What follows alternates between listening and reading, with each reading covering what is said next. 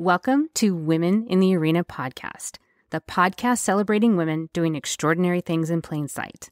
I'm your host, Audra Egan, and our mission is to elevate the value, strength, and resilience each woman brings to the world. Without further delay, let's go ahead and start the show.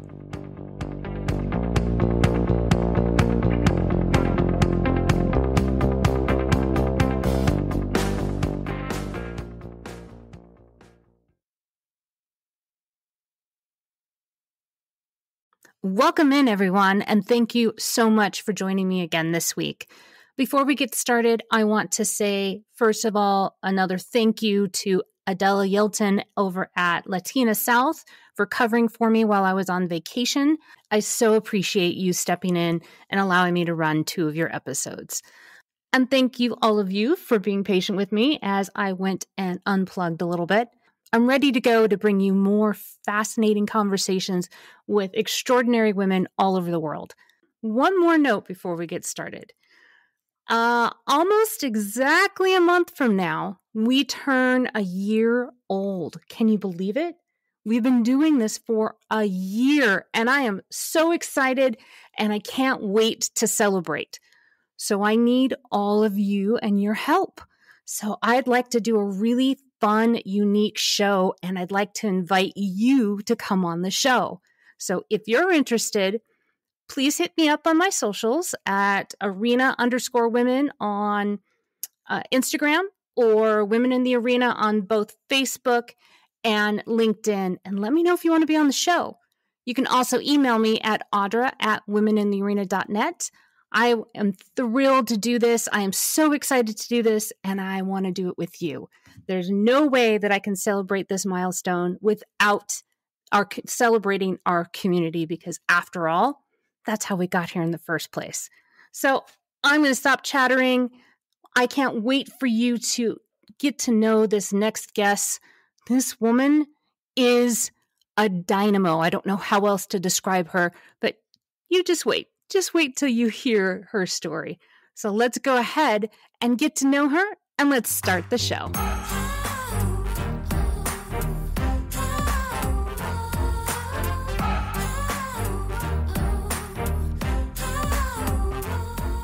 Welcome in, everyone, and thank you so much for joining me again this week. Oh, my guest this week, I am so excited for you to meet her. This week, I am joined by Heather Cox, and she is the president and founder of Certify My Company. And she is a tireless advocate for diversity. And we're going to talk about what that means and why that's so important. She also is on several boards, including the WBENC of National Council, the National Association of Women Business Owners, and the advisory board for Super Bowl 48. In her free time, she has 5 children, all under the age of 12. It is my pleasure, and I am in complete awe of this woman. It is my pleasure and my honor to introduce to you Heather Cox. Heather, thank you so much for joining me today, and welcome to the show. Thank you so much for having me. This is very exciting. Very exciting. 5 kids, huh? Well, the goal was 4, but then the last 2 came as a set. So, you know. Buy one, get one free. Nothing free about that second one. Let me tell you right now. Well, amongst all of that, your passion, professionally, your passion is advocating for diversity. So let's first off talk about what is that and why do we care? Yeah. Well, first of all, I would say it's my passion, both professionally and personally, because as I'm sure going to get to talk about how it impacts my life as a consumer, not just as an entrepreneur. But to answer the question you actually just asked me, what is diversity? But I'm going to kind of broaden it and say, what is supplier diversity? Because that's really what we're talking about. So supplier diversity is simply the buying of goods and services from companies that are owned by diverse individuals. And the 5 categories we typically talk about in supplier diversity is women, ethnic minorities, members of the LGBT community, veterans, and then members of the disability community, someone with a disability. So if by buying goods and services by a company who is owned, operated, and controlled by one or more people within one of those demographics, you are creating a supplier diversity program, whether it be in your house or in your company. We are, in essence, supporting these 5 groups with money. We are right. using our buying power to help support these organizations. And you address specifically suppliers. So that would mean, I don't know, where you buy your paper towels. And this would be specifically for businesses, where they buy their paper towels or their cleaning supplies or anything like that, correct? Yeah, but let's talk about the coffee shops. The coffee shop down the street, who owns that coffee shop? Or the chocolate you buy in the store, or the shampoo you buy in the store. So the products that we buy in the store, whether it be the shampoo, the baby products, the chocolate, the coffee, those are all produced by companies. And the reason I say suppliers is because it really started out as supplying to these large organizations.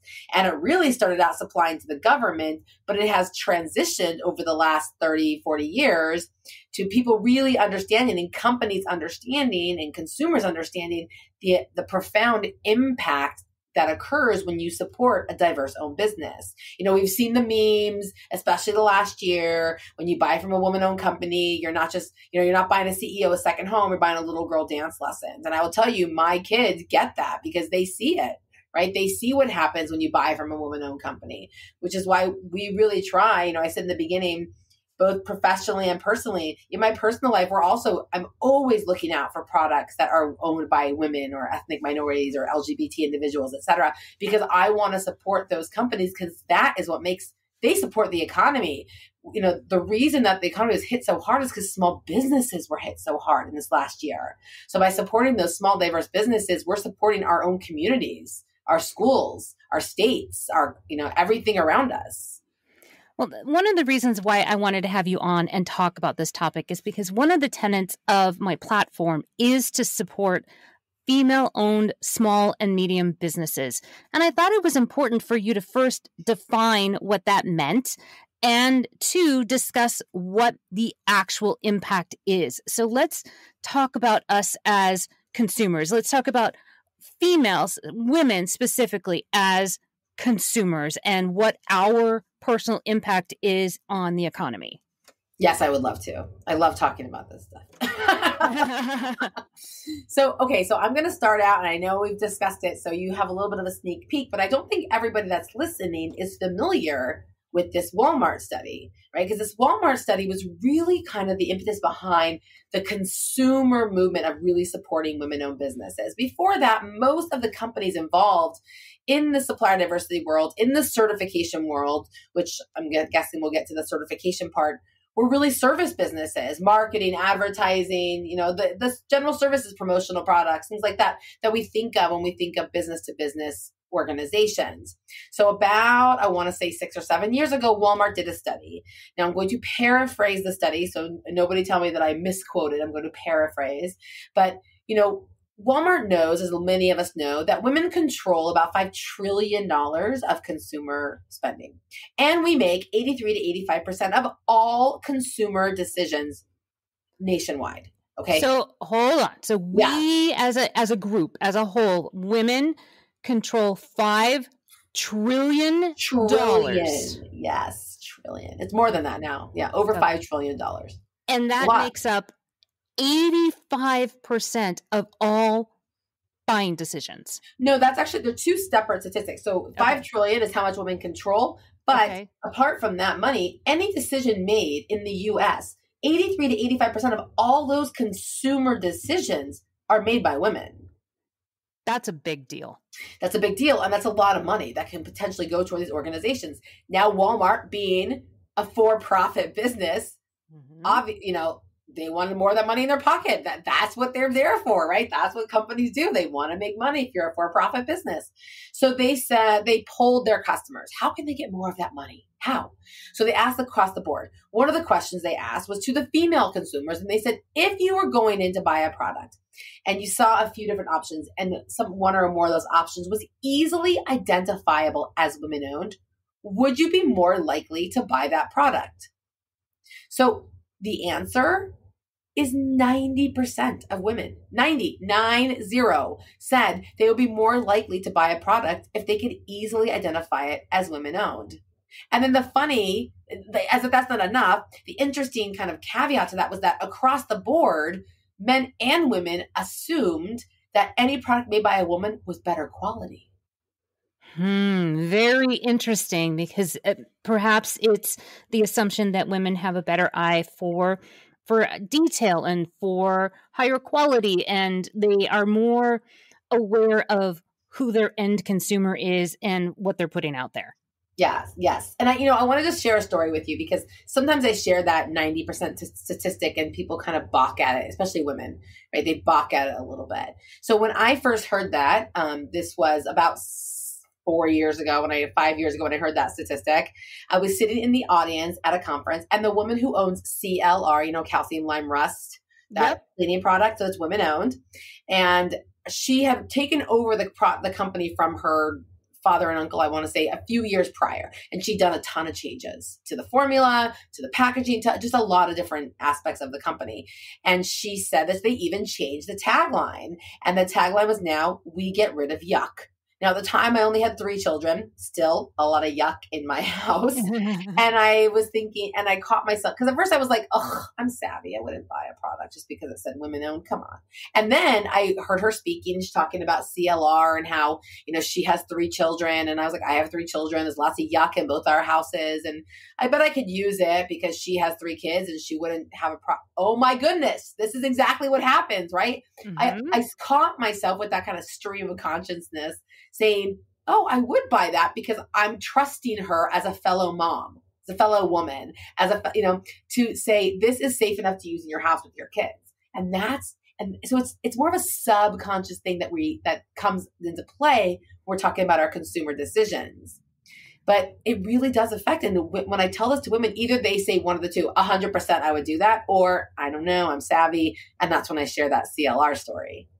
Oh, I guarantee you I would do that. I absolutely would do that. I would think, yeah, if she's got 3 kids, she understands what mess looks like. And so I would definitely buy that.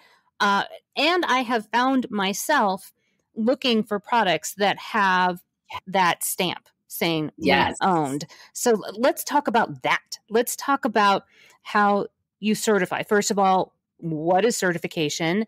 And what's entailed with being certified as a diverse owned company, and then specifically a women owned company.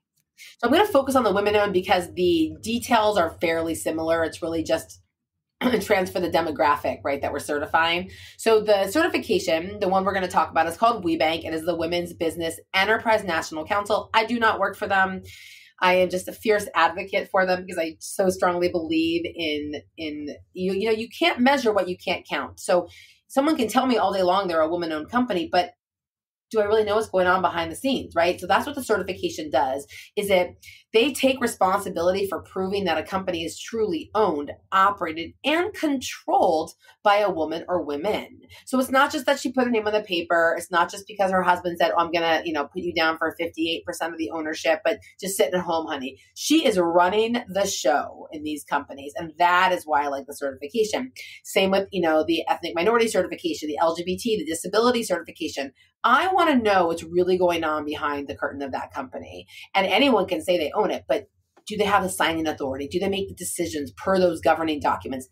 That is what the certification is confirming for a company. So in essence, what that certification is saying is that there is a woman standing behind that product. Yes. That is really important to me. Yeah, me too. 100%. I want to know who is behind it. Because I just, the other day I was running to the gym and I realized I was starving. I'm like, oh, I need something quickly. So I ran into Whole Foods. It was right there. And there was this nut butter called Nutso, Nutzzo. And it had the WBENC certification, said women owned right on it. And I grabbed it. And it was amazing until I saw it said, this is not a low calorie food. Nonetheless, it was still delicious. But, it made a huge difference to me. And I was willing to spend that $2 more because I know that I had such a better feeling about that product. Yeah, especially since we're always so concerned about or we aren't always, but I think that over the last Try. several years, we are Yes. trying to be concerned about what we're putting in our bodies, what we're Yes. putting in our homes, what we're cleaning with, what we have around our families. I think that we're becoming more aware of that, and we're researching more to Yes. see who owns it and what they stand for. Yes, exactly. And we vote with our dollars. The biggest expression of what's important to us is what we spend our money on. Absolutely. And since you said that we make 85% of the Right. decisions in the US, that means that we have collectively a very large ability to vote Yes. with our money. I want to shift a little bit and ask you about small businesses. So if we're talking about certifying these larger companies, what about the smaller companies? There's lots of small and medium-sized female-owned small businesses, especially through this pandemic. There have been many female entrepreneurs that have come out of this situation because many of them had to leave their jobs because they were trying to take care of their families, their children, and trying to work. And I don't know about you, but I'm not a teacher. Yeah. Well, my kids will tell you I'm not a teacher also. so they were trying to teach and cook and maintain their sanity and maintain a job, and it just couldn't be done. So many women walked away from their corporate jobs and said, I'm going to start something new. So is this female certification just for these big businesses? Oh, I love that you asked that question because what's so funny? Most people assume they're all small businesses that are certified. So you said in the beginning that when you buy from a small business, you are literally buying a little girl dance lessons or baseball or whatever. Right. What other impact is your money having when you buy from a small business? What is the trickle-down effect? Well, the statistics show that approximately 70 cents of every dollar that you spend with a small, diverse business goes back to their community, back to the demographics, right? So whether it be through tax dollars, whether it be through employment, through salaries, through reinvesting into the consumer world, right? So when the dance lessons, right? I'm now supporting another business by hiring dance lessons or a tutor or whatever else it is, right? Maybe they want to go to the water park, whatever it is, but the money's going back into my community. So you're only strengthening where you live. You're only strengthening wherever that supplier is that you're buying from lives. So it just continues to support other companies, other people, other salaries, and everything else that goes along into it when you put your money back into the economy. So when you use your buying power and you are thoughtful about your buying power, not only are you supporting that business, you are also supporting businesses around it, however it affects that particular business, the family and the community as a whole. It's a secular process. Yes, right. Exactly what it is. Because you have to think about it. And women tend to hire other women. Ethnic minorities tend to hire ethnic minorities. Veterans hire veterans, right? That's just kind of how it works, which is how the money goes back to that demographic. And also think about it. When a large organization gets a big project, they just work their people to the bone. When a smaller, diverse company does, they bring on new people. Maybe it's a part-time person. Maybe it's that mom who's like, I just can't take a full-time job, but now she has an opportunity to have a part-time job. I mean, most small and diverse businesses have way more flexibility and lifestyle benefits than any of these large organizations do. So let's talk about the suppliers and their productivity. Do you have statistics on how these suppliers are actually performing? Well, according to the Hackett Group, which is an organization that studies, it's a research organization, right? Well, one of the things they study year after year is the impact of supplier diversity and diverse-owned businesses. And, that's where we get the statistic that companies and corporations with a robust supplier diversity program have 133% return on their investment into their supply chain compared to companies who do not have robust supplier diversity programs. Well, that same organization found that 99% of diverse suppliers meet or exceed expectations time and time again. There are statistics that show how much of a company's gross sales can be directly affected by having a supplier diversity program. So there are so many statistics out there that demonstrate the strength and the power of supporting diverse businesses and utilizing diverse businesses. Do you know why that is? Why specifically these diverse companies are outperforming so many other companies? I mean, I don't have hard facts, right? But I'm going to say, and I'm going to kind of guesstimate that, based on our own, how I run a business, how other women and other diverse organizations are run. When you are the face of your business, you have a higher level of responsibility in a sense to your customers. If you have to make a decision, I can make, like, sometimes, I was having a conversation with with a potential corporate client, and they said, can we kind of customize some of these programming and the billing aspects? And I said, lucky for you, I'm going to make those decisions. Absolutely. Right.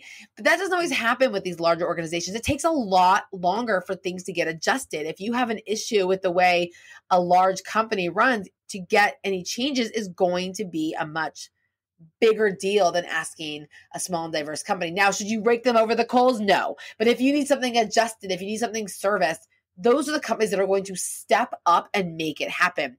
It also comes down to the way the information, the thoughts behind it. The same old just produces the same old.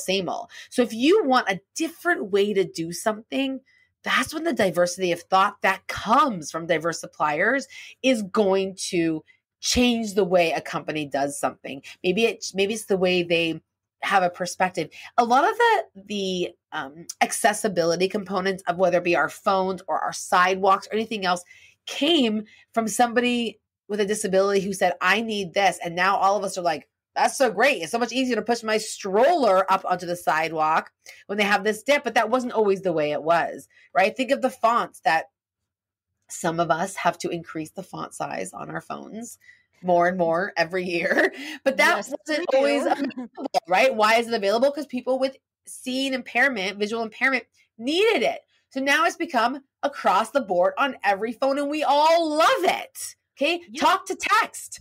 All of these diversity of thought things came about because there was a person with a diverse individual who said, this would be great. And then the large companies said, oh, that's interesting. And now we all take for granted that it's always been there. That's really interesting. So it's this collection of new and creative ideas that come together collectively, and then you can offer something new and fresh to whomever your consumer is. It's a perspective. My experiences are not the same as a straight white male's experiences, because we've just grown up with different perspective, different things have happened to us. So the way I bring something to the table is going to be completely different. The same with like maybe a Black female or an LGBT veteran, whatever it is, their experiences are going to have them bring unique perspectives to the table. Now, that isn't always, people will be like, well, that's not always necessary for, maybe in marketing it's important, but not in recruitment, but that's not true. Let's think of a pharmaceutical company. Okay. Every time that they want to have a new drug approved, they have to go through testing, right? Well, some demographics, some communities are a little bit more protective than others. They don't always want to show up and be tested on like guinea pigs.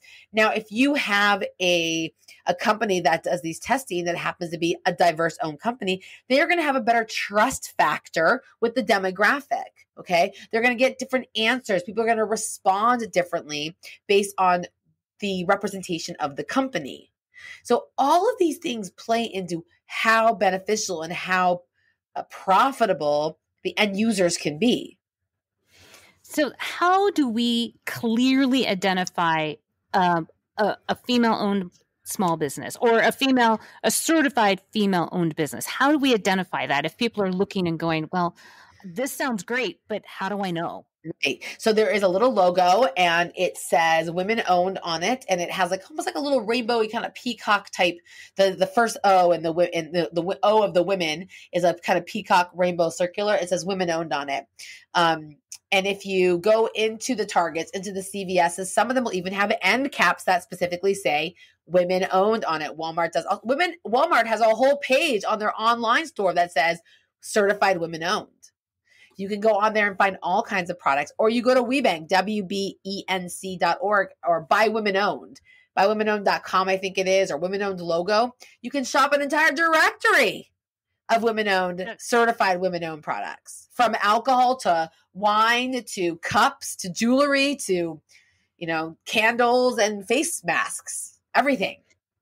That sounds amazing. I'll see if I can't get a copy of the logo and I'll put it out on the social so everybody can identify it. That'd be great. Yes.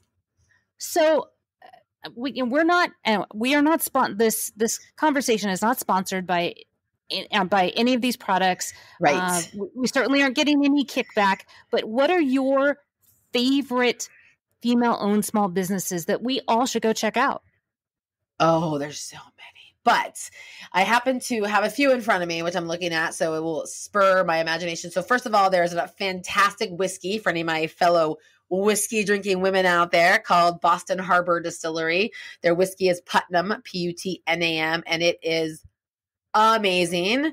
It's founded, it's owned, operated, and controlled by one of the founders of Sam Adams Beer. And when she moved on, she made a whiskey company, and it is delicious. There is, Wander and Ivy is a single serving wine company. They come in these beautiful little Voss water type bottles, and they have about 6 ounces of wine in them. So if you're going to the park or you're going to a drive-in, or maybe not drive-in, don't drink and drive. Maybe you're going to, a walk-in, or I don't know, but you're bringing wine with you, right? They're single serving. Oceana Wines is an amazing women-owned winery. Their grapes are all grown on the central coast of California, and it is fantastic wine. We can move off of the alcohol. I got it. Okay. Sauce Goddess. Sauce Goddess is one of my favorites. They have these spices and rubs that go on your food. I had to order the industrial commercial size of the chunk house, or the steakhouse chunk, I think it's called, because I go through it so fast. I put it on all my chicken, all my steak, all my egg whites, you name it. I put it on everything. And then one of the things I used to buy all the time, I didn't realize it was women owned, is Miss Spa.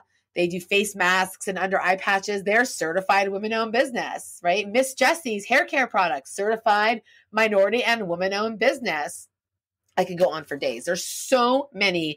There's a fantastic, delicious chocolate company that's LGBT owned. It's called 5 North Chocolate. And it's basically health food. Everything is pure natural. I tried to tell my trainer, she didn't buy it, that it was healthy. I tried, right? There's so many amazing products. You can go on forever. One of my colleagues told me about this amazing product that is a wine cooler, Bluetooth speaker, and something else all in one. I'm like, that had to be made by a mom, because she was tired of bedtime, sipping on her wine, put the lullabies on the speaker, and was like, I'm done with all of you. You know what? I will get a list from you, and I will also put that on the socials, because I think that we need to bring more awareness to these, because I'll bet you that if we knew where to find these products, that people would do this on purpose. Oh yeah, for sure. I mean, the beautiful part is, so yes, I am always talking about, are you shopping intentionally, or are you just shopping? Okay. Now, I'm also a very busy mom, right? We said I have 5 kids. My youngest is 4. My oldest is 12. I'm not someone who's going to go to 22 different places. Okay. So there are stores that will highlight these women-owned businesses, right? Target is amazing. All of us moms, talk about making decisions. We're 120% of the Target decision making, I think, right? But I'll bet. They have all kinds of products there. So if you need a one-stop shop, go there and you will find. So that's where Miss Spa is. Miss Jessie's there. Honey Pot is another great certified woman-owned product that you can get there. There's so many. You just have to look for the logo. So you just have to be intentional with your money. And yes. And then I realized that, some companies are convenient. I get it. I mean, we all shop at Amazon, but that doesn't mean that we have to always do that. If we're intentional, and maybe we can be on purpose. Or I think I saw on Amazon, there's now a section called women owned. Yes, but they're not certified. That is my one pet peeve with that whole situation, is that they are not certified. They don't require certification. You just have to mark a box that you're women owned. So you should still be looking for the logo. But yes, go on Amazon and buy. You can get, I think, Bling Jewelry is this really cute, very inexpensive jewelry Like great costume jewelry. I think you can get them on Amazon also. They're certified women and minority owned. Okay. You can definitely go. Yes, convenience is extraordinarily important. I would never tell somebody to make their life more difficult. But so when you're on there, just spend literally a half a second more and just notice if they're women owned or not. That's all you got to do. Yeah. Be intentional with your $5 trillion. Exactly. If we wanted more information about becoming certified, because I have lots of audience members that are entrepreneurs, I've had lots of entrepreneurs on this show. How would they find out more information on getting this certification? The certification we've been talking about is WBENC, which is the Women's Business Enterprise National Council, and you can go to wbenc.org. But one of the things that we do with each potential client is we really want to make sure they're getting the right certification for their business, because there are a plethora of options as far as certification is concerned. If you want to sell to a state organization, WBENC may not be the right organization for you. So we want to make sure that you're going to get the biggest bang for your buck when you get certified. And if the audience wanted to get more information from you, how would they contact you? So it's at certifymycompany.com or at certifymyco are all our social media handles. My email is just heather@certifymycompany.com. But we love talking about all the ways that certification can support diverse-owned businesses and what they can do with it. Heather, first of all, thank you for being here on the show. I know that you're incredibly busy with your business, with all the boards you're on, and your family. So thank you so much for being here. Oh, it is my pleasure. And I will tell you, if you want a really entertaining site, you should come to Target with me and my kids as they run around the store trying to find the women-owned logo products. I may do that just to be entertained. The second thing I want to say to you is thank you for educating us, because, I have been talking about the importance of supporting these female-owned small businesses, these female-owned medium businesses, but I wanted to give a reason and statistics why and how it impacts us. So I appreciate you being here and giving us all that education. Oh, absolutely. Absolutely. We may call on you to come back again, because I have a feeling that we could talk about this for hours. Oh, absolutely. Yeah. And then, what's actually really fun is once you're certified, then you got to know how to use it. So my partner and I are a great team, and we figure out we really help other businesses leverage that certification. And that would be a great, fun conversation as well. Oh, great idea. I'm going to start the wheels turning on that one. So like I said, Heather, thank you so much for being here. If I get a bunch of questions, can I forward them your way? And maybe we'll have another conversation. Yes, maybe please. We can do Facebook Live. Who knows if I get a ton of conversation. Exactly. Excellent. That'd be fantastic. Excellent. I want to thank all of you for being here. And if you have any questions, please forward them to me, and we'll make sure they get them to Heather. And we will see you all again next time. And that's a wrap. Thank you so much for being here this week. I want to say sincerely thank you to all of you for your support and your continued encouragement as we continue on this journey that I never expected. The reality is that I can't do this without you, and I wouldn't want to. I do this because I want to make us all better. I want to create a community where we feel heard, where we feel supported, and we are celebrated.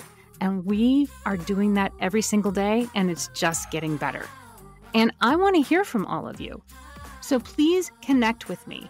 And you can connect with me on any one of our social pages. And you can reach me at Audra, which is AUDRA, at womeninthearena.net. Please send me whatever you need. If you need help, if you need resources, if you want to make a referral, I want to know. So please connect with me, because I can't wait to talk to you. Thank you again for being here and your support. And I can't wait to do it again next week. So we'll see you again next time.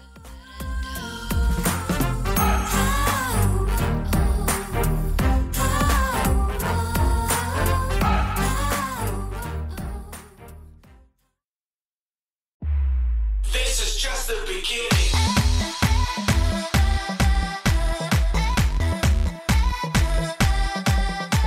That's our show.